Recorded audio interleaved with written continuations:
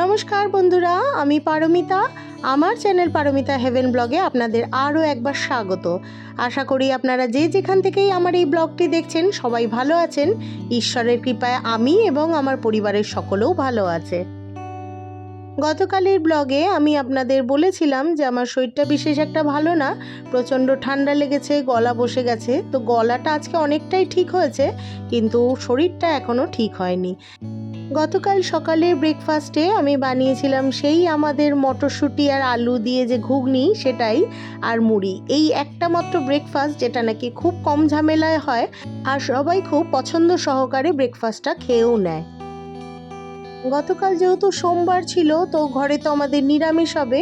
তো আমার হাজবেন্ড বলল, যেহেতু আমার শরীরটা ঠিক নেই, বলল কিচ্ছু তেমন ঝামেলা করো না, একটা তরকারি ভাত বানিয়ে দাও। কিন্তু এক তরকারি ভাত তো আর বাড়ির বেটা ছেলেদের খেতে দেওয়া যায় না। আমরা যেমন তেমন খেয়ে নিতে পারি, কিন্তু বাড়ির পুরুষ মানুষদের কি পাতে একটা তরকারি ভাত দেওয়া যায় বলুন তো? তাই ফুলকপি আলুর তরকারির সাথে বানিয়েছিলাম একটু উচ্ছে আলু সেদ্ধ।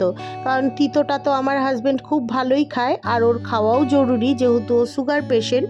আর ফুলকপি আলুর তরকারিটা একটু ঝোলঝোল করে বানিয়েছিলাম, যাতে আমাকে ডালটা না বানাতে হয়। কারণ যদি শুকনো শুকনো করে তরকারিটা বানাই, তাহলে অবশ্যই খাওয়ার জন্য একটা ডাল বানাতে হতো। আমাদের ঘরে নিরামিষ রান্না হলে আমার শ্বশুরমশাই খুব খুশি হন, আর আমার হাজবেন্ডও খুব পছন্দ করে খেয়ে নেয়। কিন্তু মুশকিল সাধে আমার ছেলেটি আর আমার মেয়েটি, এরা বড্ড দুজন বদমাশি করে। মানে আমার ছেলে তো কালকে এমন হলো, রাগের চোটে দুপুরবেলা খেলোই না। সেই অনেক তাকে তোয়াজ করে প্রায় 3টে সাড়ে 3টে নাগাদ আমি বললাম, আমি একটু ভাত মেখে আনি, ফুলকপি আলুর তরকারিটা খুব ভালো হয়েছে, একটু খেয়ে দেখ। তো তখন গিয়ে রাজি হলো। আমি ভাত মেখে ওকে খাইয়ে দিলাম, তো খেলো। মেয়েরও তাই, ভাতটা মেখে খাইয়ে দিলাম, তো খেলো।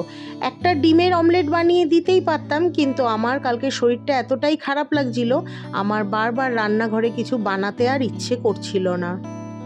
গতকাল প্রচণ্ড শরীর খারাপ নিয়েও খুব তাড়াহুড়ো করে কাজগুলো সেরেছি, কারণ আমি জানি এই শরীর খারাপের কারণে আমি যদি ল্যাট খেয়ে ধীরে আস্তে কাজগুলো করি, আমারই অসুবিধা হবে, কাজ সারতেও দেরি হবে, আর আমি একটু বিশ্রামও পাবো না। আমি চাইছিলাম যত তাড়াতাড়ি পারিস রান্না করে সবাইকে খেতে দিয়ে একটু 1-2 ঘন্টা বিশ্রাম নিতে। তো আমার হাজবেন্ড এসে গিয়েছিল, ওকে খেতে দিয়ে সবাইকে খেতে দিয়ে আমি সোজা শুতে চলে গিয়েছিলাম, কারণ বিকেলে উঠে আবার আমার অন্য কাজ ছিল। গুড ইভিনিং বন্ধুরা, এই ব্লগটি আমি শ্যুট করেছিলাম গতকাল, অর্থাৎ 1 জানুয়ারি বিকেলবেলা আমি একটু এই পায়েসের জন্য গোবিন্দভোগ চাল আর কাজু বাদাম ঘিয়ে ভেজে নিচ্ছিলাম। আমি নর্মালি যেরকম পায়েস বানাই সেভাবেই পায়েস বানাই, কিন্তু কিছুদিন আগেই আমি কোনো এক জায়গায় দেখেছিলাম, আমার ঠিক মনে আসছে না এখন, যে এইভাবে ঘিয়ের মধ্যে গোবিন্দভোগ চাল আর কাজু বাদামটাকে ভালো করে ভেজে নিয়ে পায়েস বানালে সেই পায়েসের টেস্টটাই নাকি অন্যরকম হয়। আপনারা হয়তো ভাবতে পারেন 1 জানুয়ারির দিন আমি হঠাৎ পায়েস বানাচ্ছি কেন, যেহেতু 2 জানুয়ারি মানে আজকে আমার মেয়ের জন্মদিন। তাই গতকাল রাতে যতটা পেরেছি কাজ এগিয়ে রেখেছি। পায়েসটা বানিয়ে রেখেছিলাম আর চাটনিটা বানিয়ে রেখেছিলাম। আর পায়েসটা বানানোর আরও একটা কারণ, রাত্রি 12টার পর যেহেতু আমার মেয়ে কেক কাটে একটা, তাই রাত্রি 12টার সময় ওকে একটু পায়েস মুখে দিয়ে দেব। জন্মদিনের পায়েস তো, এবার ওকে প্রথমে না দিয়ে আমি কাউকে দিতেও পারছি না। আর আমাদের ঘরে আমার শ্বশুরমশাই, আমার ছেলে সবাই খুব পায়েস ভালোবাসে, ইভেন আমার হাজবেন্ডও। কিন্তু ও সুগারের জন্য ওকে আমরা কম দিই, তাও ও বারবার চাইতে থাকে। পায়েসটা করেই আর সময় নষ্ট করিনি, সঙ্গে সঙ্গে চাটনিও বসিয়ে দিয়েছিলাম, কারণ এরপরে আমাকে রাতের ডিনারটাও বানাতে হবে। আমার হাজবেন্ডের যদিও নিচে পিকনিক আছে, কিন্তু ও পিকনিকে তো খাবে না, গতকাল যেহেতু সোমবার। আর পিকনিকে রান্না হয়েছিল ফ্রাইড রাইস আর মটন কষা। তো ও আমাকে যাওয়ার সময় বলেছিল যে ওর জন্য রুটি বানাতে, আর ও ওর ভাগের ফ্রাইড রাইস মাটনটা নিয়ে চলে আসবে, সেটা আমি বা লিও যাতে কেউ খেয়ে নিই। গতকাল বিকেলবেলা আমার কাকিমা শাশুড়ি আমাদের বাড়ি এসেছিলেন আমার শ্বশুর মশাইকে দেখতে। তো ওনার সাথে গল্প করতে করতেই এই রান্না দুটো আমার হয়ে যায়। একটা জিনিস আমি লক্ষ্য করেছি, যতই শরীর খারাপ থাকুক না কেন, একা একা থাকলে না শরীর খারাপটা যেন আরও বেশি চেপে ধরে। কারোর সাথে কথা বলতে থাকলে, গল্প করতে থাকলে বা কাজ করতে থাকলে না শরীর খারাপটা অতটা বুঝতে পারা যায় না। চাটনিটা প্রায় হয়ে এসছে। এবার এর মধ্যে একটু জল দিয়ে ঢাকা দিয়ে অন্য একটা গ্যাসে গ্যাস সিম করে রেখে দেব, আস্তে আস্তে হোক আর একটু টানা টানা হোক।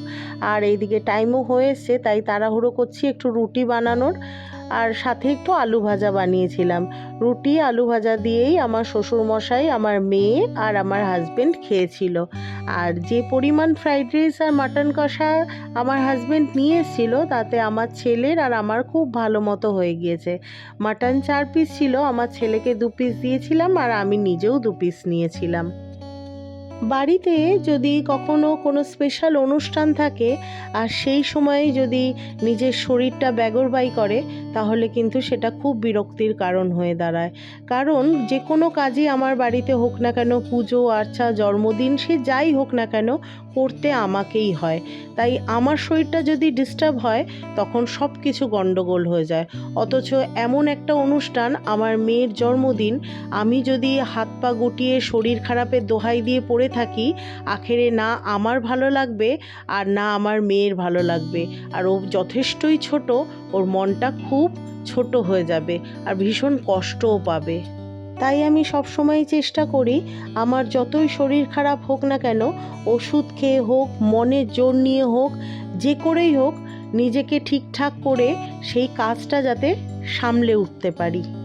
গত বছরও ঠিক আমার মেয়ের জন্মদিনের সময় আমার প্রচণ্ড শরীর খারাপ হয়েছিল। আমার মেয়ের জন্মদিনটা কোনো রকম সামলে উঠে ঠিক তার একদিন পরেই আমাকে নার্সিংহোমে অ্যাডমিট হতে হয়েছিল গল ব্লাডার অপারেশন করার জন্য। সবার খাওয়া দাওয়া হয়ে গেছে, ডিনার হয়ে গেছে। আমরা যেটুকু পেরেছি ঘরটাকে গুছিয়ে গাছিয়ে 12টা বাজতে ঠিক 5 মিনিট আগে সবাই এক জায়গায় এসে রেডি হয়ে গিয়েছি। আমার মেয়ে এখন কেক কাটবে আর আমার ছেলে হাতে মোবাইলটা নিয়ে টাইম দেখছে। ঠিক 12টার সময় ও স্পার্কলটা জ্বালিয়ে দেবে। আমার সমস্ত ভিউয়ার্সদের কাছে আমার একটাই অনুরোধ, আপনারা সকলে আজকের দিনে আমার মেয়েকে অনেক অনেক আশীর্বাদ করবেন, যাতে ও বড় হয়ে একজন ভালো মানুষ হতে পারে। ওর এই নিষ্পাপ মুখের হাসি যেন চিরকাল অম্লান থাকে।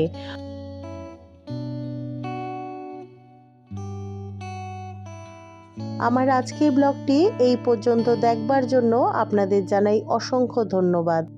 আজকের ব্লগটি যদি আপনাদের ভালো লেগে থাকে, তাহলে প্লিজ একটা লাইক কমেন্ট করে দেবেন।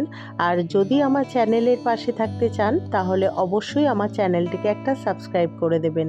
আজ তাহলে আসি, আবার দেখা হবে আগামীকাল একটি নতুন ব্লগ নিয়ে। ভালো থাকবেন, পরিবারের সকলকে ভালো রাখবেন। টাটা।